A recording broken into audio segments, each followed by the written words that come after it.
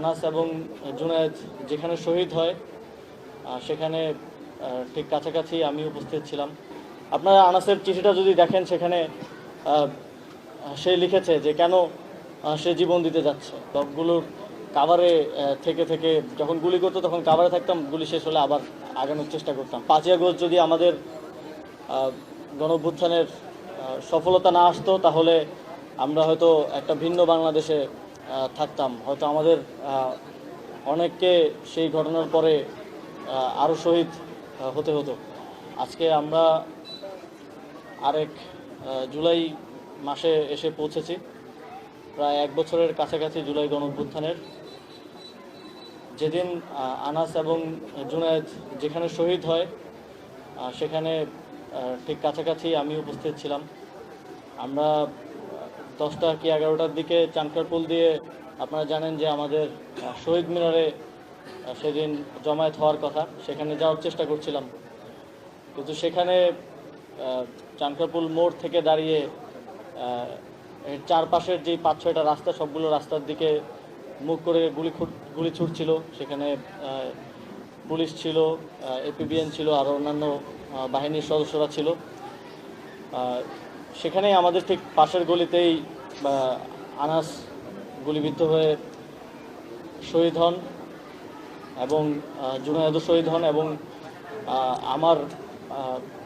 আমি ছিলাম বুরহানুদ্দিন কলেজের ঠিক সামনের জায়গাটায়। সেখানে আমরা অনেকগুলো রাস্তা সংস্কারের ব্লক ছিল, ব্লকগুলোর কাভারে থেকে থেকে যখন গুলি করতো তখন কাভারে থাকতাম, গুলি শেষ হলে আবার আগানোর চেষ্টা করতাম।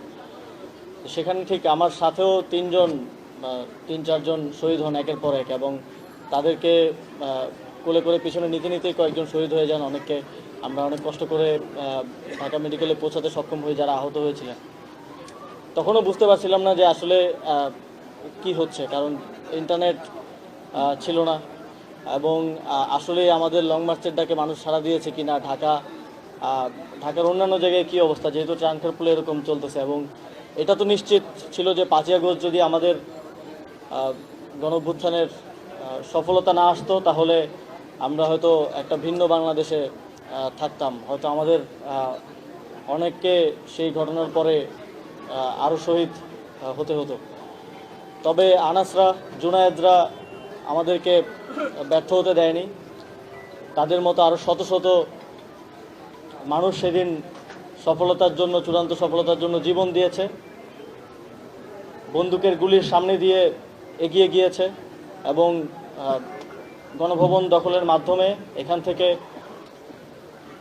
দীর্ঘ 2 যুগ ধরে থাকা ফ্যাসিবাদকে বিতরণের মাধ্যমে বাংলাদেশকে একটা নতুন বাংলাদেশ সৃষ্টির সুযোগ তৈরি করে দিয়েছে। এই শহীদদেরকে শুধু স্মরণে রাখা না, তাদের যেই প্রেরণার জায়গা থেকে, যেই দেশপ্রেমের জায়গা থেকে, যেই বাংলাদেশ গড়ার স্বপ্ন নিয়ে, আপনারা আনাসের চিঠিটা যদি দেখেন, সেখানে সে লিখেছে যে কেন সে জীবন দিতে যাচ্ছে। এবং লেখার ধরন দেখলেই মনে হবে যে আজকে শহীদ হওয়ার জন্যই যেন আনাস ঘর থেকে বের হচ্ছে।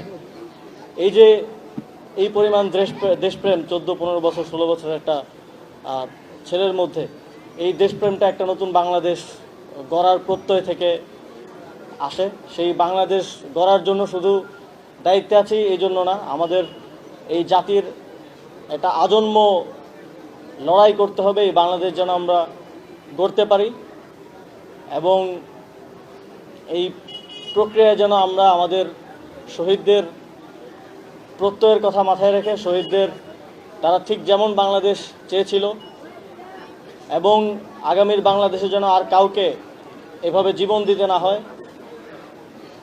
আর কেউ যেন ঠিক তাদের ট্যাক্সের টাকায় যেই বাহিনী আমাদের নিরাপত্তায় রয়েছে তাদের হাতে শহীদ হতে না হয়, সেজন্য বিচার নিশ্চিত করা থেকে শুরু করে কাঠামোগত সংস্কারের মাধ্যমে সেরকম একটি বাংলাদেশ গড়ার লড়াই আমাদেরকে চালিয়ে যেতে হবে। এবং এই লড়াইয়ে আনাস, জুনায়েদ, আবু সাইদ, মুগ্ধ, ওয়াসিম, তাদেরকে স্মরণ করে যেন আমরা সবাই দেশবাসী একসাথে